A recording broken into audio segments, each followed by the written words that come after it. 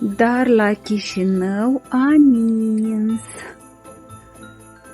A nins la Chișinău. Da, la termostal ninge cu reduceri.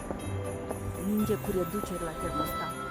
Haideți să vedem ce reduceri și la ce produse avem.